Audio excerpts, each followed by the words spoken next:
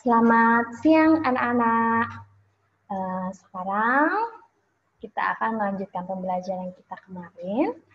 Untuk hari ini pembelajaran kita lanjutkan tematik subtema 1, masih di subtema 1, pembelajaran kelima. Nah, anak-anak, untuk pembelajaran kali ini kita akan lakukan secara luring, dan tujuan daripada pembelajaran hari ini, kita akan mendefinisikan organ pencernaan makanan atau sistem pencernaan pada manusia. Kemudian dapat memainkan alat musik sederhana. Masih ingat anak-anak tentang organ pencernaan yang ada pada manusia? Coba kalian sebutkan. Iya, dimulai dari mulut, lalu kerongkongan atau esofagus, lalu kemudian lambung, usus halus, usus besar, dan berakhir di anus. Oke, Miss akan share screen materi kita untuk hari ini.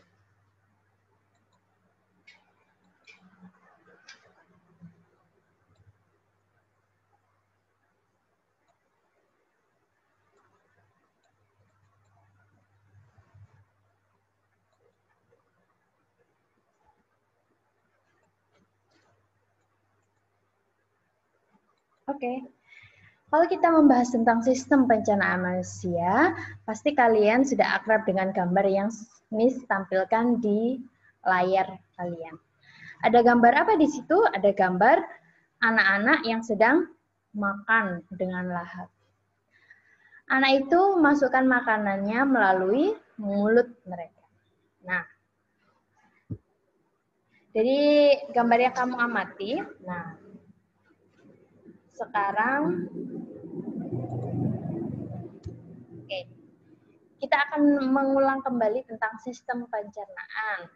Sistem pencernaan ini adalah proses masuknya makanan ke mulut, kemudian dicerna untuk menjadi bentuk-bentuk yang lebih kecil lagi. Jadi ketika kita memasukkan makanan ke mulut kita, ya, makanan tersebut akan dikunyah atau diproses sehingga bentuk yang masih kasar itu akan menjadi lebih halus sehingga mudah bagi tubuh untuk menyerap sari-sari makanannya. Nah, oke, selanjutnya yaitu organ-organ pencernaan manusia. Yang pertama, organ pencernaan itu adalah rongga mulut atau mulut kita. Setelah makanan masuk ke mulut, kemudian makanan masuk ke kerongkongan. Di rongga mulut, di ujung pangkal tenggorokan itu terdapat kelenjar ludah. Kelenjar ludah ini berguna sekali ketika kita melakukan proses pengunyahan.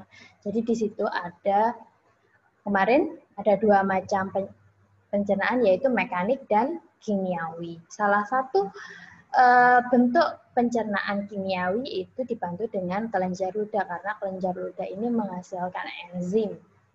Lanjut, setelah masuk ke kerongkongan, makanan masuk ke lambung untuk dicerna.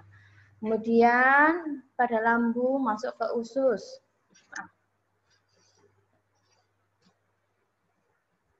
Setelah masuk ke usus halus dulu ya, kemudian masuk ke usus besar.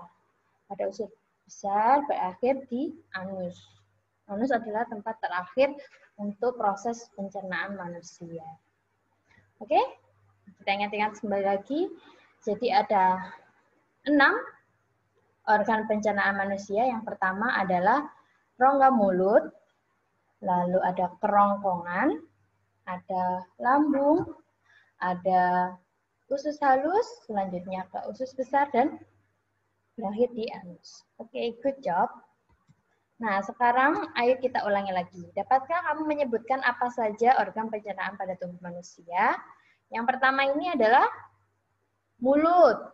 Yang kedua ini, anak panah yang nomor 2 ini adalah kerongkongan atau esofagus.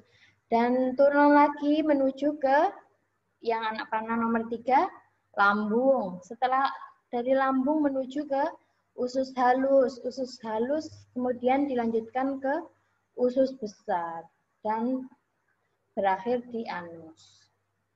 Oke. Oke, baik, good job. Pintar sekali. Sekarang kita pelajari satu persatu bagian organ pencernaan ya. Yang pertama ini adalah rongga mulut. Di rongga mulut kalian, coba kalian ambil kaca, terus kalian membuka mulut kalian. Ya, kalian lihat di mulut kalian itu terdapat apa saja? Seperti di gambar ini. Ada gambar mulut yang sedang terbuka. Di sini terdapat, kita lihat gigi, lalu ada lidah, dan yang di atas langit-langit, ya, atas langit-langit mulut itu terdapat kelenjar air liur atau di pangkal tenggorokan, ya kan? Kalian bisa merasakan. Nah, bagaimana pencernaan? Bagaimana makanan ketika dicerna di rongga mulut?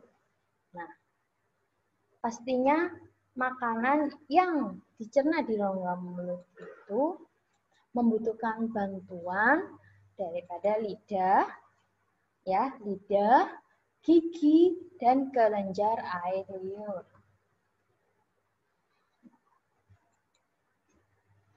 Di dalam rongga mulut, ya, makanan itu dicerna secara mekanik. Kemarin kita sudah membahas tentang macam-macam pencernaan, masih ingat, yaitu pencernaan mekanik dan kimiawi.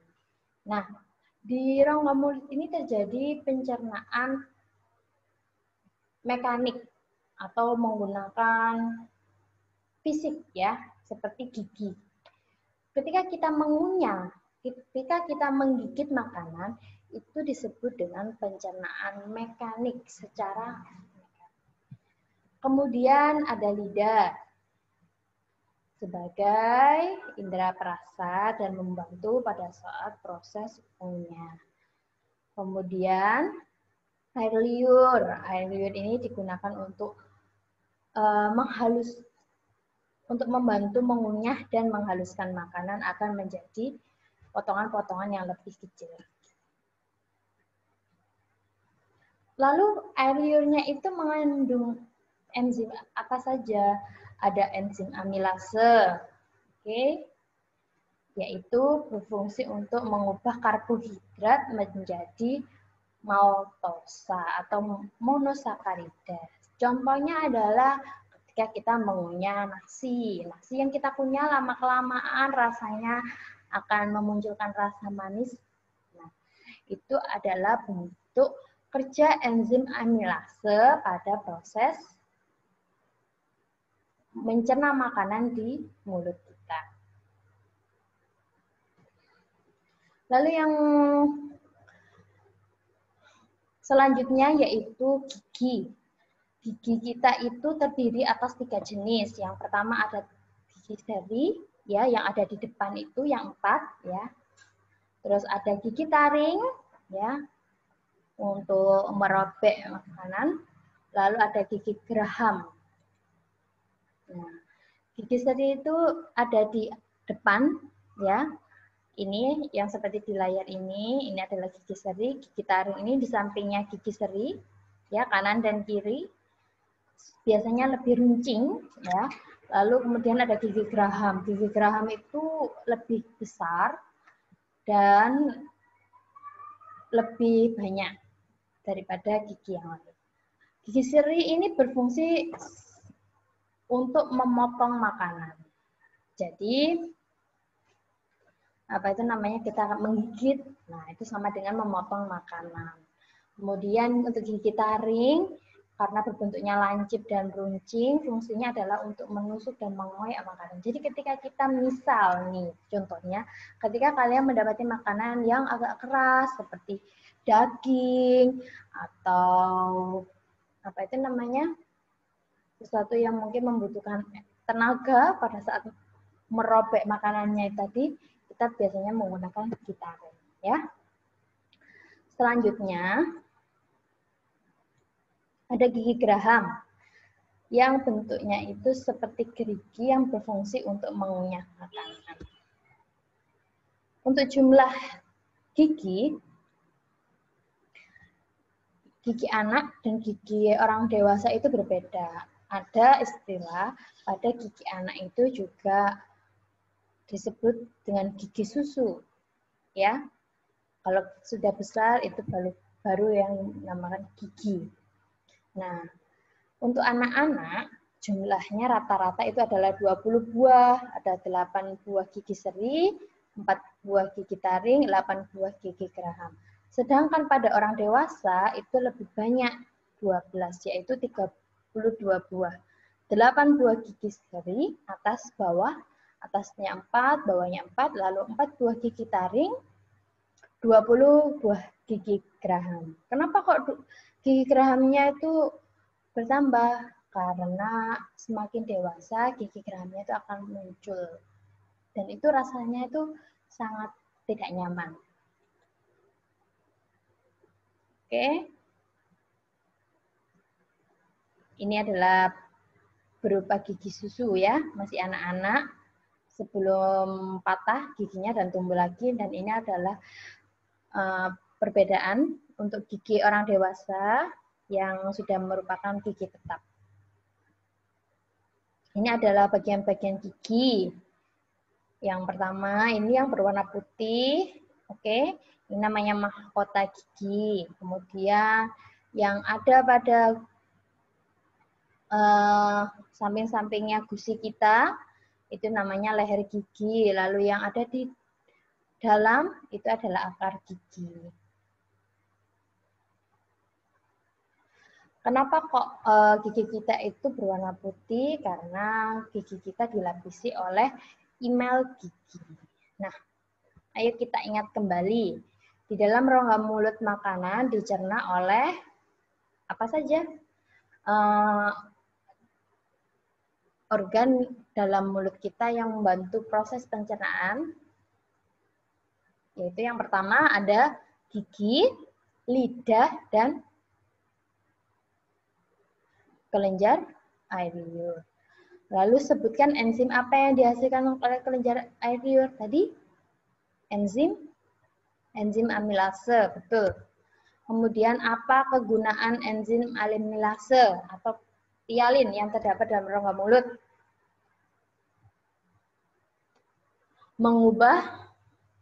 Mengubah karbohidrat menjadi maltosa atau monosakarida. Nah, gigi manusia itu dikelompokkan menjadi 3 jenis, yaitu gigi yang di depan tadi, gigi seri, terus gigi taring, dan gigi geraham. Oke, good. Next, berapa jumlah gigi pada anak-anak? Sebutkan. Ada berapa tadi? Ada 20. Nah, nanti coba kalian sebutkan lagi. Berapa jumlah gigi orang pada orang dewasa? 32, betul. Sebutkan perbedaan gigi anak-anak dan orang dewasa. Nah, sekarang kita lanjutkan. Di sini Miss sudah menampilkan gambar sepiring nasi lengkap dengan lauk pauk dan telur rendang. Enak kan? Nah, sekarang mari kita lanjutkan pembelajaran kita. Setelah kita cerna atau makanan yang sudah kita lahap di mulut sudah halus, kita kunyah dengan halus di rongga mulut, kemudian menuju ke manakah makanan-makanan yang sudah kita kunyah dengan halus tadi? Iya, dari mulut masuk ke kerongkongan. Masuk kerongkongan, lalu dari kerongkongan ini otot-ototnya bergerak menuju ke lambung.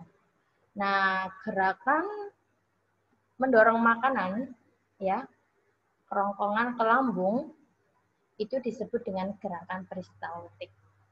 Dilihat di sini ya. Oke. Gerakan peristaltik itu pada kerongkongan itu adalah gerakan yang mendorong makanan dari kerongkongan ke lambung. Selanjutnya adalah organ lambung. Organ lambung ini adalah organ yang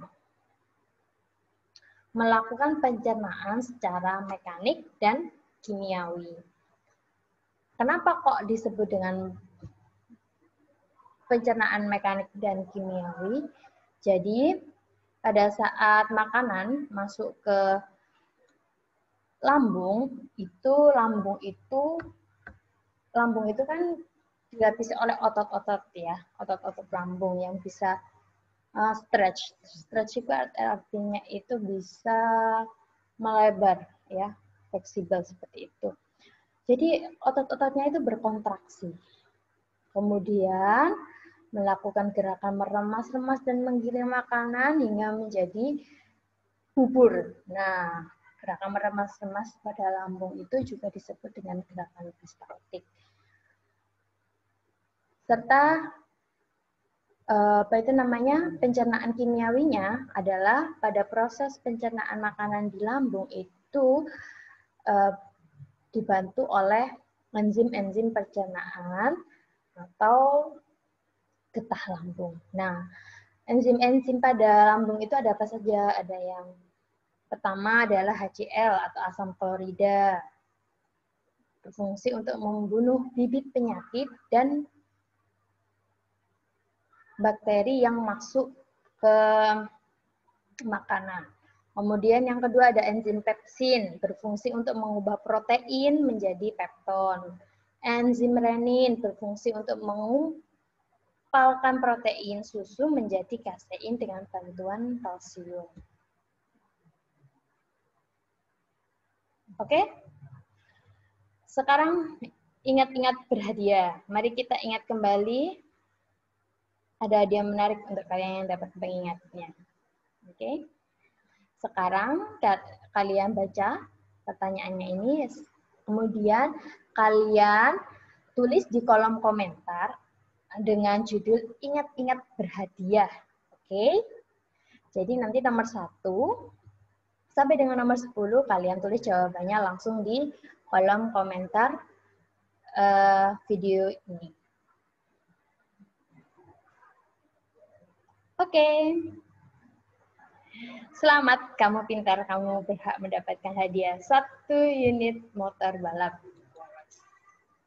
Ini dia ya, gambarnya. Oke, selanjutnya adalah usus halus. Makanan dari lambung, kemudian itu masuk ke usus halus untuk dicerna dan diserap sari-sari makanannya. Tadi kan sudah jadi bubur di lambung, kemudian diteruskan ke usus halus. Usus halus ini terdiri dari satu usus 12 jari, atau disebut juga duodenum. Di dalam usus 12 jari ini, pencernaan makanan membutuhkan bantuan dari getah pankreas. Seperti yang ada di gambar, itu ada seperti warna hijau ya, atau yang berbentuk seperti daun. Nah, itu adalah pankreas. Pankreas ini menghasilkan getah ya, getah pankreas. Di mana getah pankreasnya itu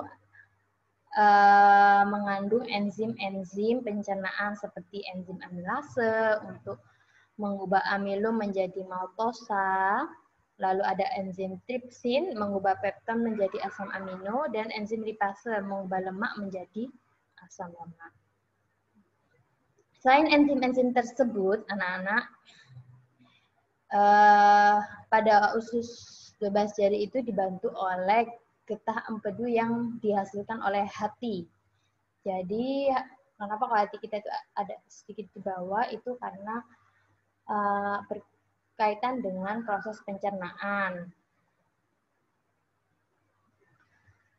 Getah empedu yang dihasilkan oleh hati itu berfungsi untuk mengemulsikan lemak agar mudah diserap oleh tubuh menjadi asam lemak. Asam lemak ini sangat baik untuk tubuh kita. Kemudian memberikan zat warna kecoklatan pada makanan yang sedang dicerna. Itu kenapa ampas dari sari-sari makanan kita itu biasanya warnanya cenderung coklat atau coklat muda atau coklat tua seperti itu. Lalu ada setelah usus 12 jari, di usus halus itu ada yang namanya usus kosong, di mana pada usus ini terjadi pencernaan secara kimiawi dengan bantuan enzim maltase, enzim sukrose, dan enzim laktase. Enzim maltase ini berfungsi mengubah maltosa menjadi glukosa, sama seperti yang ada di mulut. Lalu ada enzim sukros berfungsi untuk mengubah sukrosa menjadi glukosa atau fruktosa. Kemudian yang terakhir adalah enzim laktasa. Itu berfungsi untuk mengubah laktosa menjadi galaktosa.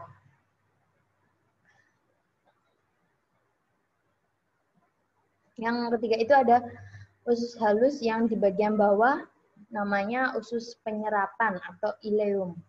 Nah, untuk usus penyerapan ini adalah di mana zat gizi atau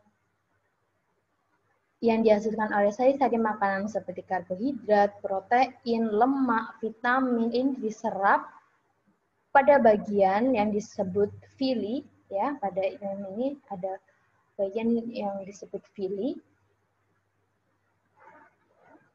Kemudian villi ini mengandung pembuluh darah. Dari pembuluh darah tadi kemudian diedarkan ke seluruh tubuh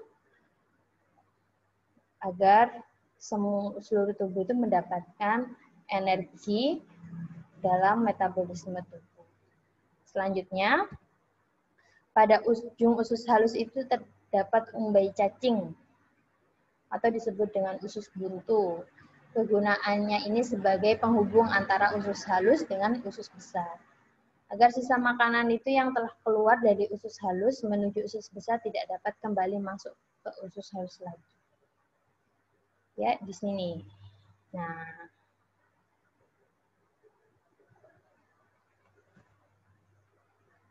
selanjutnya dapatkah kalian menjawab pertanyaan seputar usus halus di bawah ini? Usus halus dibagi menjadi 3 bagian, yaitu usus 12 jari, lalu usus kosong, dan usus penyerapan. Oke, untuk nomor 2 sampai dengan nomor 13, kalian bisa menjawabnya di kolom komentar. Kemudian, ya setelah usus halus itu berlanjut ke usus besar atau disebut kolon. Nah, usus besar ini bentuknya seperti U tapi terbalik. Oke, yang ini usus besar itu yang berwarna merah muda terang. Pada usus besar ini, sisa ampas makanan itu diserap kandungan air dan garam mineralnya. Kemudian ampas makanan tersebut dibusukkan, ya. Jadi ampas-ampas tadi dibusukkan dulu oleh bakteri pembusuk yang terdapat di usus besar, yaitu bakteri E. coli atau Escherichia coli. Nah, sebelum dibuang ke anus, ampas makanan yang telah dibusukkan oleh bakteri E. coli tadi berbentuk kotoran atau feses, ya. Terlebih dahulu masuk ke rektum. Rektum itu di mana? Di sini. Ya. Di rektum. Kemudian rektum ini memiliki otot polos. Apabila rektum sudah terisi penuh, maka ampas makanan dan otot-ototnya berkontraksi dan menimbulkan rasa ingin buang air besar. Biasanya ketika kita apa itu namanya?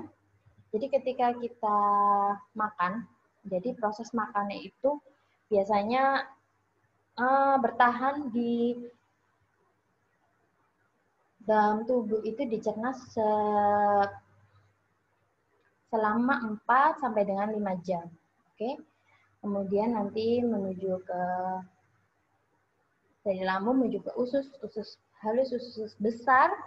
Kemudian di situ kemudian dibusukkan, ya.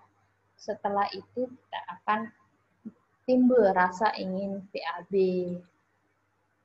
Nah, yang terakhir adalah anus. Anus ini adalah saluran pembuangan terakhir, tempat keluarnya feses atau tinja ampas makanan, sisa proses pencernaan tubuh. Oke, itu saja yang dapat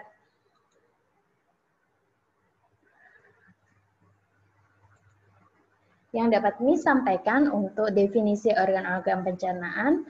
Ingat, kalau untuk memudahkan untuk mengingat organ pernapasan, bayangkan kalian makan, oke? Makanan kita masukkan ke mulut, dari mulut turun ke kerongkongan atau esofagus, kemudian turun lagi ke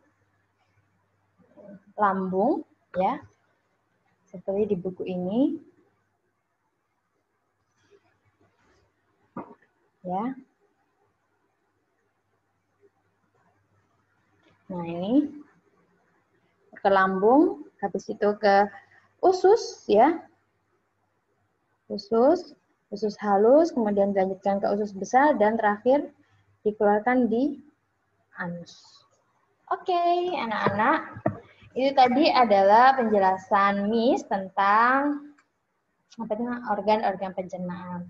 Nah, kemudian di buku modul kalian di halaman 39, di situ ada iklan tentang gaya hidup sehat, di mana organ pencernaan yang sehat itu didukung dengan gaya hidup sehat. Apa sih itu gaya hidup sehat itu? Coba kalian amati gambar-gambar pada iklan gaya hidup sehat. Gambar yang pertama itu adalah gambar ibu hamil, ya, dengan perawat yang sedang mempersiapkan kelahiran. Kemudian ada menyusui, terus ada yang ketiga menimbang, terus ini ada air yang mengalir, ada cuci tangan dengan sabun dan air mengalir. Oke, nah kalian nanti bisa deskripsikan gambar-gambar yang ada pada iklan. Kemudian untuk tugas hari ini, ya, kalian masih ingat dengan lagu March Hidup Sehat yang beberapa hari yang lalu sudah kita pernah menyanyikan bersama-sama? Seperti di buku kalian di modul PB berapa ya kemarin ya? Nah, PB 2 di halaman 16. Tiada yang lebih berharga dari nikmat hidup sehat, sehat jasmani, sehat rohani, kunci hidup bahagia. Meski kaya terhormat mulia, tapi pasti menderita jika penyakit musuh utama selalu menggoda. Nah, hidup sehat, diri dan keluarga bina, lingkungan sehat, masyarakat sentosa, hidup sehat modal utama bagi pembangunan semesta, sehat sejahtera makmur merata berdasarkan Pancasila. Oke, tadi cuplikan untuk lagu March Hidup Sehat. Selanjutnya, coba kalian amati di lingkungan sekitar kalian. Mungkin ada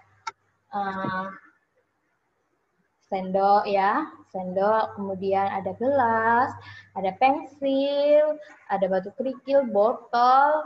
Kalian bisa kreasikan itu jadi alat ritmis, ya, untuk mengiring kalian menyanyikan lagu March Hidup Sehat.